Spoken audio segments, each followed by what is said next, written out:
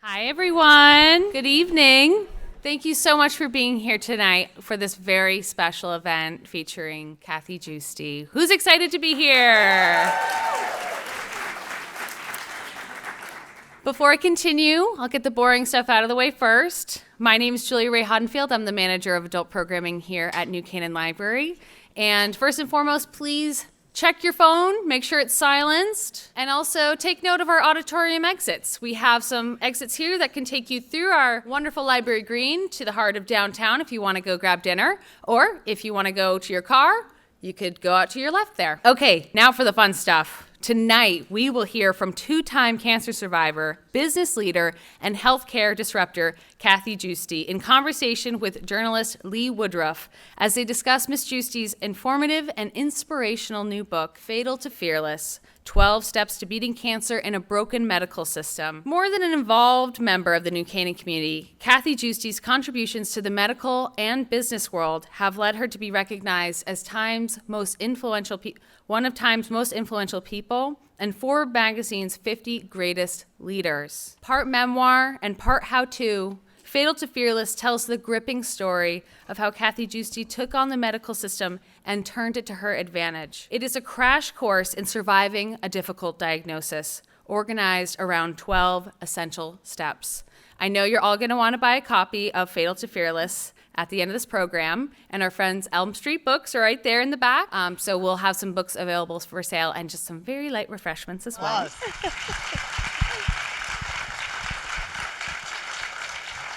So 3 things about Kathy Giusti that I just learned. She has Matt Damon on speed dial, and she has really good arms. Did anybody else notice that? Really good arms. Not really. Yeah. We have a lot to cover. So one of the things that struck me, because I know about this journey, 30 years ago, what if your sister, Karen, had whispered in your ear, you're going to be on a stage in the library 30 years from now talking to us? What would you have said? I probably would have said, no way. No, well, you know what I would have said. Way. I actually do.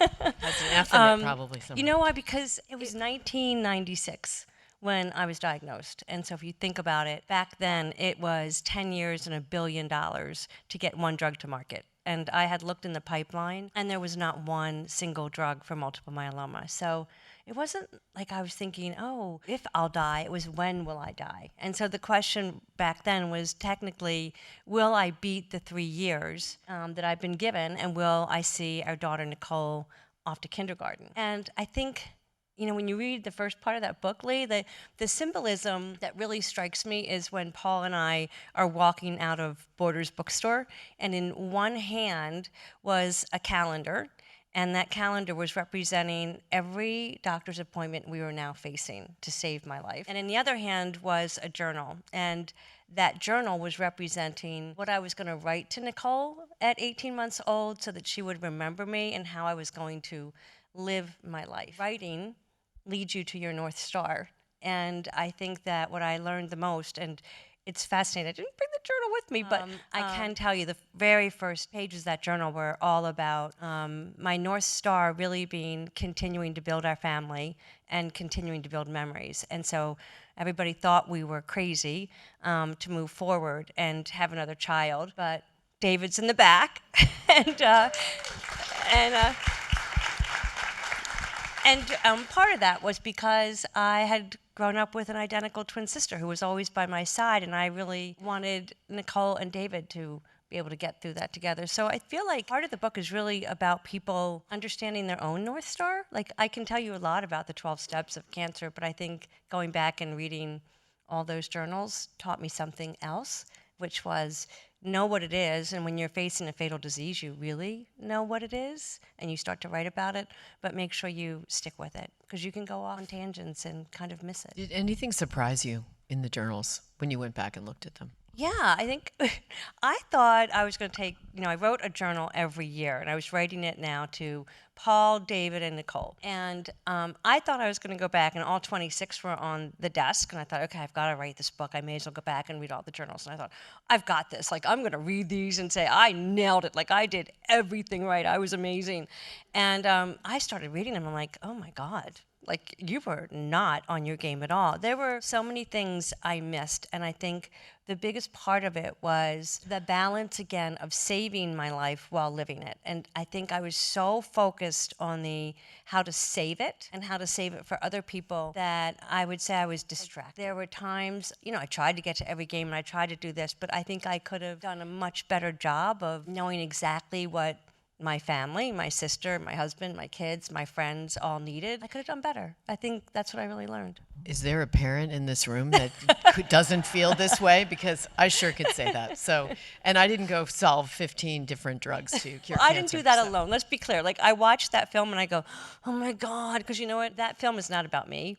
That film is about half the people in this room that actually made that story happen. And I think that's the most important thing to take away from that film is it's never, ever one person who makes a difference. It's everybody that's working with you. Well, and I was going to start in this way. Raise your hand if you have a connection to Kathy Giusti, because it's 2 degrees of Giusti wherever you go. And when you look out at when you think it's sort of what David Letterman said, everybody calls Kathy when they get ill, and you've helped thousands of people. You have 1 million stories. What do you say to somebody about, we all know you can use a story to do some good? So when you step back and think, no, that really is you on that screen, you've really done all of this. The saving your life part wasn't just about you. It was about a lot of people here in this room and certainly out in this world. I mean, I think that we all want to live a life with purpose, right? So I don't think there were many days where I didn't wake up and think, oh, well, what's more important than going out and trying to cure cancer? And I think part of it was working. Like, so we're watching all this, and it's like, it's really working at the MMRF. Everything we were doing was building new drugs. But at the same time, I was still facing a lot. I mean, myeloma is still a fatal disease today. I don't walk around and go, oh, well, we've done our job. There's still so much more to do. So I feel like it's still this balance of having purpose in your life and doing the best you can. But I still think it comes back to reminding people that life is short and you still have to live it. And I think the other thing I really learned was you have to pay attention to everybody that's around you and helping you. I would read back and I would be thinking to myself, well, I'm on this cancer journey, and you read in the book, at the same time I'm doing my stem cell transplant, my sister's with me. She's going through tough times. The kids are dealing with all of their stuff. Paul's, I think, was selectman in New Canaan at the time. Like, there was a lot going on, and you're throwing everybody off. And I think you really have to kind of look at your life and say, how do you balance the purpose with making sure that you're doing everything that you can with everybody that loves you. So any hacks on that one? How do you balance that? I think if I had it to do over again, I think the way you balance it better is understanding that you may think you're the best person at doing something. Like, I always thought everything's going to get done if I'm in the room, because nobody wants to kind of mess with me, and I'm the patient in the room. And I was pretty tough. I think people at the MMRF will nod when I say this. Like, I was tough. And I always thought, like, it had to be me in the room to get the job done. And looking back on it, I remember there was a point, there's a case study on the MMRF that's taught up at Harvard Business School, and so I go up and teach it sometimes. And I remember, and the class is on leadership, and it's on how much do you want to put into your job versus how much do you want to do personally. And I'm usually the last case study on this. And it goes through the whole story, and at the end, this one student looked at me and he said, if you worked that hard to have your son, why didn't you stop working? And it was such a good question. And I looked at him and I go, because I never thought I was cured. I felt like the disease was always going to come back. And I thought I was the only one that could find the next drug to save me. And that's not true. Like, there's really good people that are equally as good as me that could help find a cure for the disease. And I could potentially have backed off and put more time into my family. But I hope you're not sitting around regretting that, because you No, kept pushing forward. Well, the last page of the book is probably the most important, where at the end I just say, it's important to be able to say thank you, I'm sorry, and I love you. Like, those are the 3 things I learned. I started the book, the intro is all about 12 steps. Here's what you do when you get cancer. I can tell you exactly how to beat the system. That's really important. And I ended the book with much more about what you need to say and do, because I think it's really important to do that. So talk about that evolution, because when you were originally talking about writing a book, which is a couple of years ago, it was going to be more memoir focused. And then you became prescriptive, which we all need. And cancer's on the rise as well.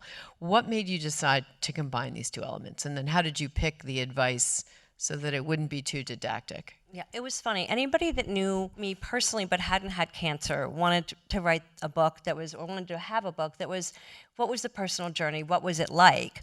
And that was people like you, friend, sister, mom. You kind of were looking at that and going, I find all of this interesting. I find the journals interesting. But if you're a cancer patient, you want to know, how did I beat it? Like, how did I do that? I would have lunch with one person and they'd say, like, no, you need to tell us exactly what to do. And then I'd have lunch with somebody else and they'd say, no, you should write a book on this.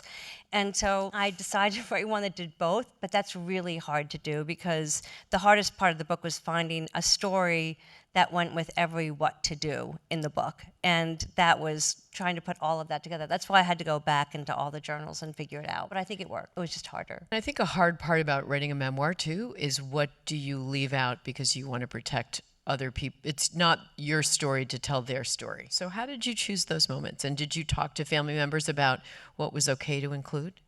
I did. Everybody in our family read the book. I wanted to make sure. You actually told me that too. Like, make sure that anybody you know reads it.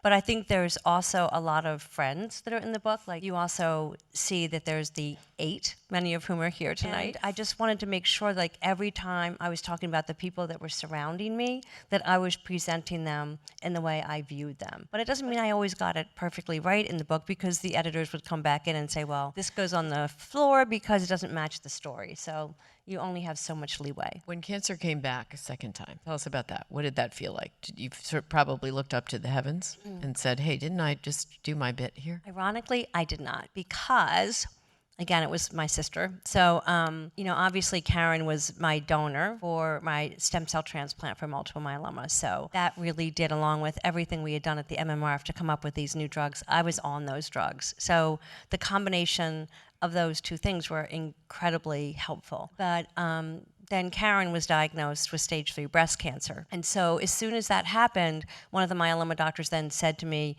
now you're at high risk of breast cancer, not just because your twin sister has it, but because you had radiation to your ribs for the myeloma.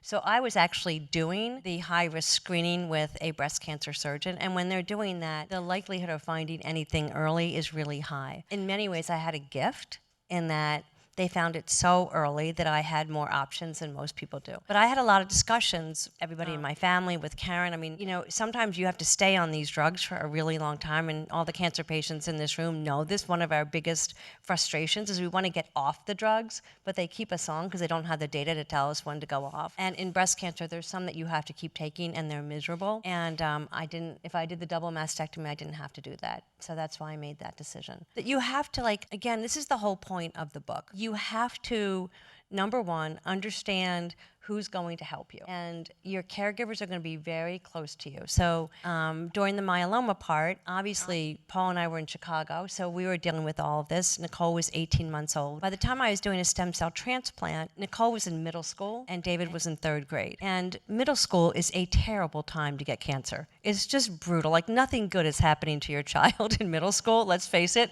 And so I think for Nicole, it was really, really tough. And I think for David, he was young enough. Like, David's job was to keep me entertained and keep me laughing, which he did quite well. Fast forward now to breast cancer, though, and the kids are in their 20s. And I actually think by that point, now you're doing surgery, the tubes, we don't hide anything in our family. We don't pretend like I don't have this. We just walk around the house like, okay, well, this is it. This is what it looks like. This is what we're doing. And I think for David and Nicole, it's tough to watch that. And I think for Paul, the same thing. While I was writing the book, I was dealing with breast cancer. Our mom was dying. It was a tough time. It was a really tough time to write that. But, it made for a better book. The Empathy. Drama. You mentioned caregivers, and probably everybody in this room has known somebody who's had cancer, and whether or not you've been part of their circle, I'm going to guess so, because it's such a prevalent disease. What do you say to, so this book is a template for all of us, those who have the disease, those who support. But for that person that's standing on the outside, that's watching all this, for your children, for Paul, for Karen, you had your own journey, what's your best advice for all of us? From the patient talking to the caregiver, the most important thing a patient can do when they're working with their caregivers is you have to sit down as a patient, and I don't mean this just for cancer, I mean this for any illness, especially when you start to face it, and I write about this a lot in the book. The first thing you do is write down your needs and then your wants. The needs that you're facing anytime you face illness are we insured? Who's driving me to the doctor's appointments? Who's taking care of the kids? Who's taking care of our parents? It's those kinds of things. Your wants are things like what I was writing for the North Star. Some people are, do I want to leave a legacy? Do I want to still go for that promotion? Do I want to travel the world? You have to sit down and put all of that on paper. Very few people take the time to do that. And it doesn't mean you should actually even be sick to do this. Like, we should all be doing this at some point in time.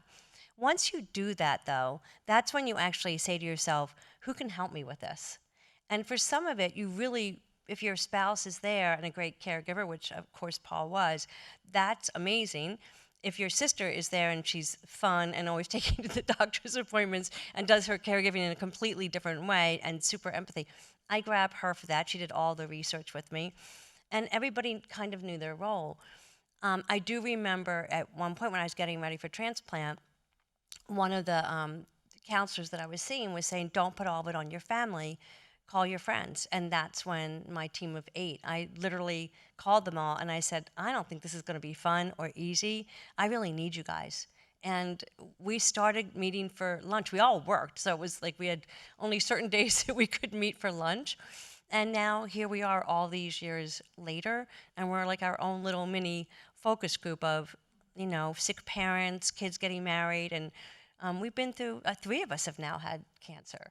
So on the caregiving side, I think the most important thing from the patient is know your needs and wants and divide and conquer. So you're spreading the responsibilities across as many people as you can. It's also know when it's going to be really bad.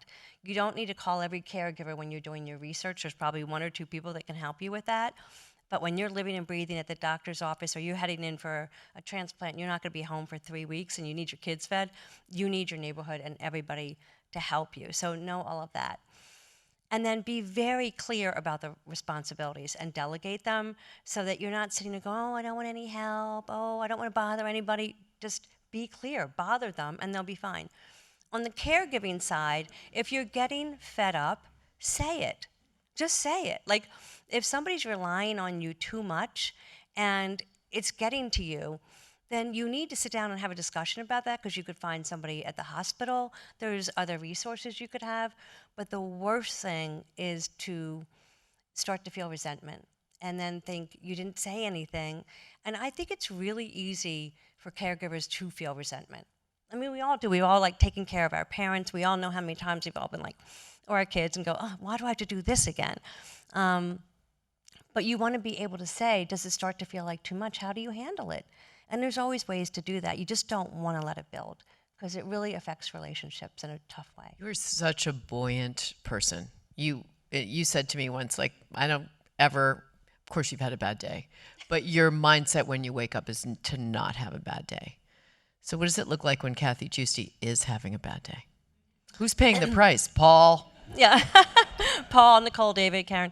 It's really funny. I don't know that I don't know that I was always that buoyant.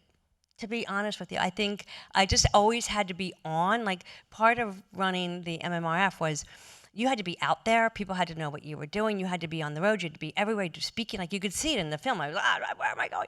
And I just didn't even think about it. I just kept doing it. I was just very high energy. Now I look back and I think I have a certain friend that walks with me at least 2 or 3 times.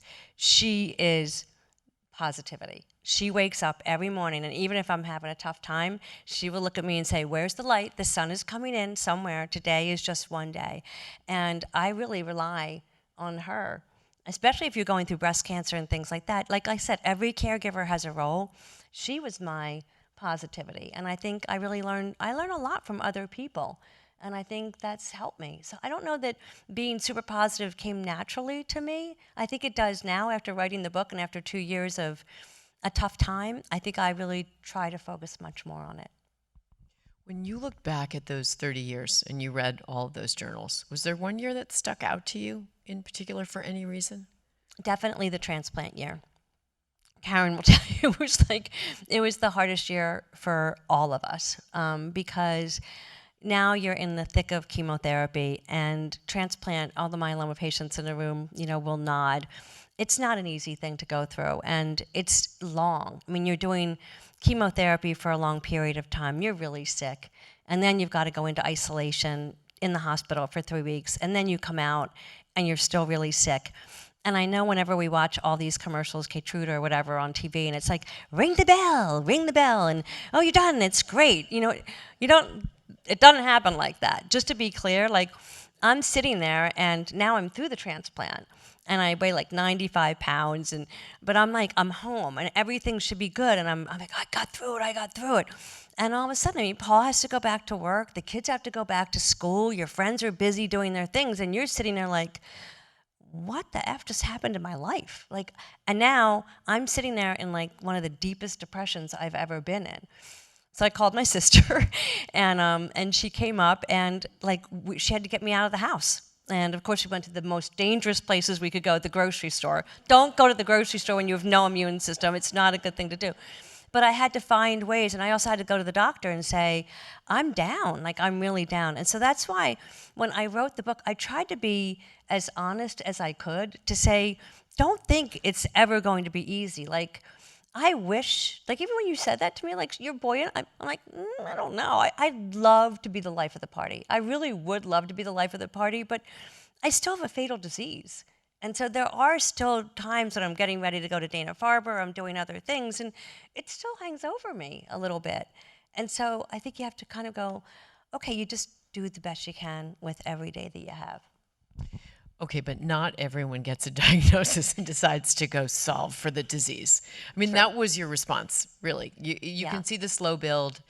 And I love the moments where you and Karen are talking on the phone and you're running to the library. There's no internet back then. No. And you're calling each other up and you're figuring out, how do we do this? But that's a buoyant person's response. That's someone who has more energy in their pinky than most of us. I think so, but I also think it's it's a parent.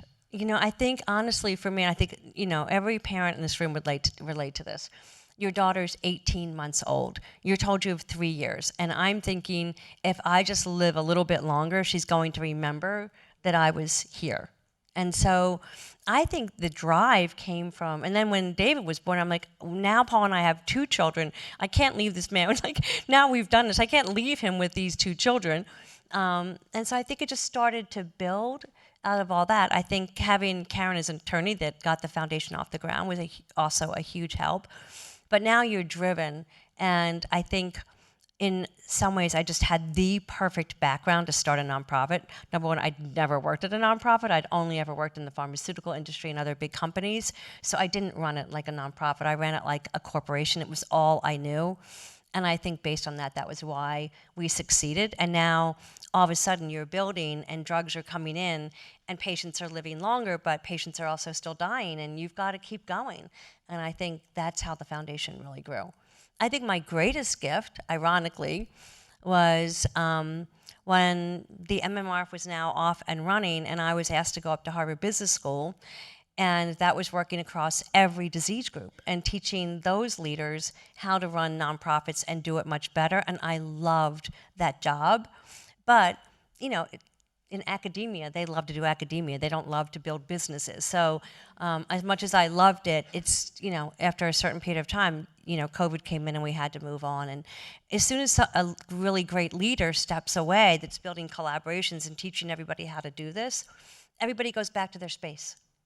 And I think that's the problem in healthcare. Everybody is in their own little space. So the academics are in one space, the pharmaceutical companies in one space, diagnostic in another, and nobody talks to each other, and nothing good happens as a result of that. So you can feel it in the book. I'm angry at the system, and I'm angry at the incentives, and I'm worried for the patients that don't get the best care. So is there a way to fix this? And forget about our broken political system right now, but do you have a vision for, if you had a magic wand, how you would make all this work? Yeah, I mean, it shouldn't be so complicated. I think if it's me, the short-term fix for right now, the only thing that's going to help people that are facing cancer today is really good navigation. And I know that sounds crazy, but it's too overwhelming. The system is so big and fragmented to have any patient try to understand, how do you bring in a hematologist, a surgical oncologist, a medical oncologist, a pathologist, physical therapy, infusion centers, insurance companies, and say, oh, just go figure it all out. Like, there's no way. And I think navigation, especially when the navigators look like you, speak Spanish like you, whatever we can do to start to build that. And Medicare is now starting to cover that. So I see a shift there. The second piece is transparency. I don't care who comes into office, but at some point, this is ridiculous in healthcare that none of us know what we're paying for, and you don't know really who the best doctors are. So at some point, the whole system has to be transparent and outcomes oriented. And the final thing is prevention. Like, it's not hard to prevent cancer. It's alcohol, it's sun, it's smoking, it's obesity, it's making sure you're getting vaccines like HPV vaccines. There are a lot of things we can do to prevent it. And it's also knowing your risk. If you have any risk at all, you should know it. And I say this now all the time to the younger generation, where cancer's really starting to increase in the younger population. You have to know if you're at risk of colon cancer. And if you are, you need a primary care doctor. You need to be screened all the time. And if you're not, you're crazy, because the best thing you can do to beat cancer is find it early or prevent it. And you're seeing those numbers tick up, aren't you? Yes, it's scary. It's one of the things they're finding in oncology now. It's breast cancer, cervical cancer, colon cancer, all on the rise in young people. As parents, we should be like, oh dear Lord, talk to your kids. Like, make sure you're on it. I was amazed to go to my eye appointment, and my doctor said, don't step outside without sunglasses. You know, you can get a melanoma in your eye. I mean, we don't tell our children enough about prevention, so. Right. We should be the role models, but we're not always the best. I have one last question before we open this up to everybody else, and it was something I was struck with when I read the book, and then talking to you years before when you were thinking about it. It's the way in which we all process our own death, in the sense that your first impulse was to write to your children and make sure that if you did pass away, that they would have this legacy, that they could know you. And watching someone I knew who had a brain tumor go through the experience, and she passed away sadly, she absolutely never communicated to her children what she had, or that she was even going to die. So that became a really traumatic thing when she did pass away. Do you see that vector of sort of the communication around the end? That's a really big thing for children to grasp. And yet, as they're watching you on a good day and a bad day, was that just an innate decision that you made? And what advice do you have on how much to tell, how much to offer hope when you're communicating to kids? See, Paul and I, when I was diagnosed, we actually worked with counselors, and we went to the Center for Hope in Darien and places like that just to get advice on how to work with the kids. Because, I mean, the disease was fatal, and we had to remember, like, for all those first 5, 6, 7 journals, I was still believing I was going to be dead. Like, there was never a point until all of a sudden the new drugs were coming out that I thought, I might buy a little more time or a little more time. I never thought this would happen, right? And I have to say, the story was always the same with them. It was, you should tell them, but don't tell them any more than they're asking. Don't ask, because if you start telling them too much because you think it's important, it's not really something they're thinking about. And then typically they will come back and talk to you. There were points, like when people said to me, why didn't you stop working after you'd done the transplant and you were in remission? And I said, because myeloma always comes back. It does, it always comes back. And it did come back. I did relapse. I didn't tell the kids at that point in time because Paul and I had found it so early. I was being monitored so closely that I felt like I was going to be okay with that one. And I thought, I don't want to put him through this all over again. But there are, I think cancer patients in this room will say to you, there's a roller coaster you ride, even today. I still ride it. I know Karen still rides. I know a lot of patients do. Where you get test results back, and they're not bad, but they're not good. Like a liver enzyme is up. Well, a liver enzyme being up could mean you now have cancer in your liver, or it could mean you took too many CBD gummies. Like, we have to know, like, you don't know. And so the hardest part of this is you don't know when to sound the alarm. You know, you ride the roller coaster, and many times you ride it alone because you don't want to bother somebody with something that isn't relevant. Like, it turns out that it was just a bad test result, and that's the game you have to play a lot, and that's tough. So I find, be honest with your kids, and answer whatever questions they have. I know for David and Nicole, they just said to me, if something goes wrong, you need to tell us. And I will. I definitely will. But I don't try to keep anything from them. I think it also depends on the ages. It It's does. tough. Well, we could keep going for hours, but it's really important to hear from all of you. So there's a mic right there, and I think basic rule, if you have a question, please ask it, and if you have a story to share, maybe save that for the book line for Kathy, just so we can get as many questions as possible. Hi, Kathy. It's Barbara Reiniger. I think we met before. First of all, thank you for your courage, being a boundary breaker. But I heard two big things that you focused on: your family for support, and certainly your friends, certainly the medical establishment. But if you don't mind me asking, was there any role of your faith keeping you going too? Because that was one of the 3 F's I didn't hear you mention, and I'm sure it had a play in your book. I'm sorry, I haven't read it yet. I think everything in life comes back to people. I feel like when you're building your team, you know, you've got a great husband, great kids, great sister, great family, great friends, and you know, you have to build out your team and say, I want to find the doctors that I get along with. And I always say that in the book. I think it was the same thing on faith. There's a part in the book where Paul and I were trying to do IVF. And so here we are, we're meeting with, you know, the oncologists, and they're basically, you're dying, what are you doing? And at the same time, now we're heading over to the fertility doctors to do IVF. And we kept trying, and it wasn't working, and now you're under the gun. You know, we have no time left, and I'm freaking out. Paul, who's Catholic, we actually had an amazing priest outside of Chicago that we loved, and it was a small community church, and we loved it there.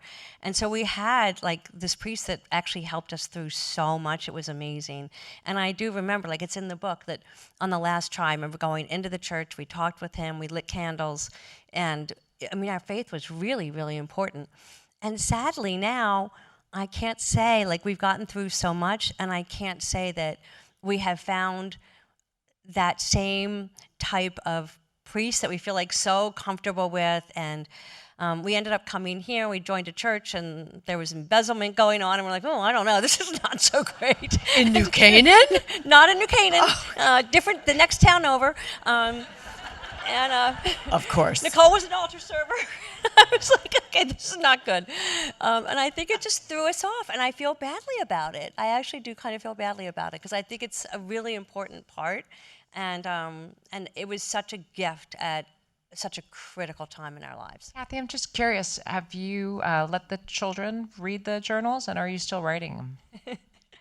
I think they're going to take the abbreviated version and read the book, but that's my hunch. They've seen them all, and Lord knows they can absolutely read them. I don't know, David's in the back of the room. I don't know that they actually will, because they're like, it's impossible to read your writing. It's going to take us forever to get through this. My hunch is, if anything ever happens to me, you know how, like, you're cleaning out your parents' stuff, they're going to come across this box of journals, and the two of them are going to sit down and plow through it. But it's really funny. Like, I had the first one in my bag as I was coming here tonight, and inside and there's just random stuff inside the first journal.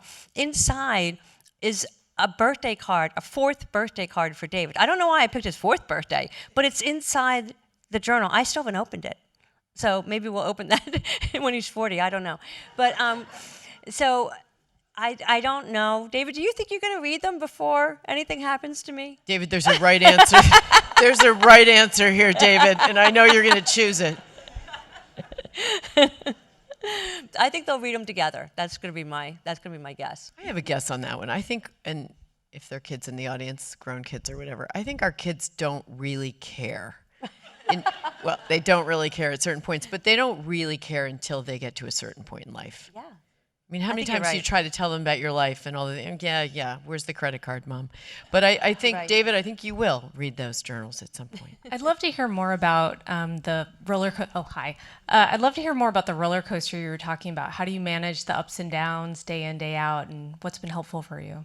That's such a good question. I think that's the hardest part of being, well, any kind of patient. It doesn't have to be a cancer patient. It's any kind of patient, is that the roller coaster, what we say about the roller coaster is you're on it and you can't get off. Like, you're just sitting there going, I've got to be on these treatments, and you know that your life has now changed forever. It's, once you get a diagnosis like this, you know it's never going to be the same. And so sometimes you're going up and it's like, okay, this is going to be miserable. And a lot of that is you don't know what you're doing. Like, you get a diagnosis of myeloma or breast cancer and you're still trying to figure it out. And then all of a sudden you feel like you've got a plan and you're starting to get through the plan and you get better. But then, like I said, all of a sudden now you're really freaking out and maybe relapse happens and you're going back up again. And I think the hardest part of it is what I was saying before, is that you don't know who to bring in when and who to sound the alarms with. I think I was really fortunate in that different situations I could go to Paul, or I could go to Karen, or I could go to a friend.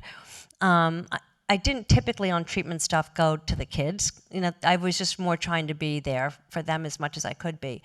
But you have to find, whenever you're on that roller coaster ride, who you could think can help you through. I know when I was finishing on the breast cancer side, one of the most important things for me was I had to get through the recovery, and it's a tough surgery, and it was taking time. And I just remember looking at a few of my friends and saying, just please walk with me. And I think Bridget would come over and be like, okay, today we're going to do the driveway. Then we're going to do Old Studio Road. And just having friends that are willing to do that with you, it goes a long, long way. That's why I always say, caregivers are the most important people around you, and you have to thank them. So to every caregiver out there, especially those that help me, thank you. It's a tough job, and I'm grateful. I'm curious, you built such an amazing team of individuals. Did you ever have a support group? Did you ever create support groups through MMRF? Yeah. We started going to a support group when we were in Chicago, Paul and I did, and we would get in there, and everybody was my age now. So we would sit there and okay, we're 37 trying to figure out what to do with kids. And we were really annoyed with people that were in their 50s, 60s, and 70s complaining. And we're like, well, we haven't even started life. I mean, we'd only been married 5 years. So we've only ever known cancer in our lives, really.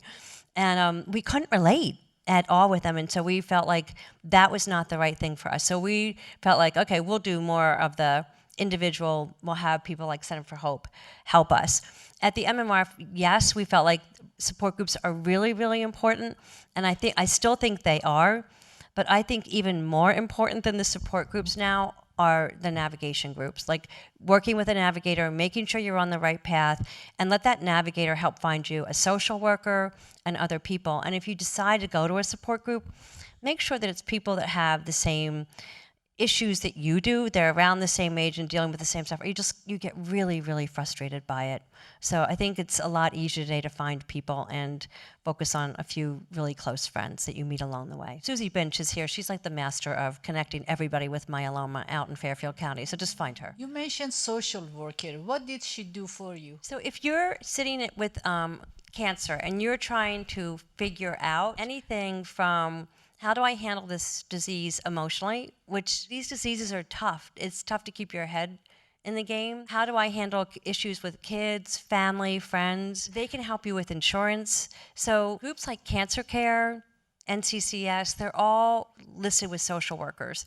The MMRF, we don't tend to have tons of social workers there, but we can navigate you to find them, because there's the physical side of the disease, but then there's the emotional side you're dealing with as well, and all the relationship side. And I think it becomes really important. So they're a critical part of the team. People might have dinner on the stove. I think everyone's wanting to buy their copy of Fatal to Fearless. So. Okay. Here we go. Thank you, everybody. Thank you.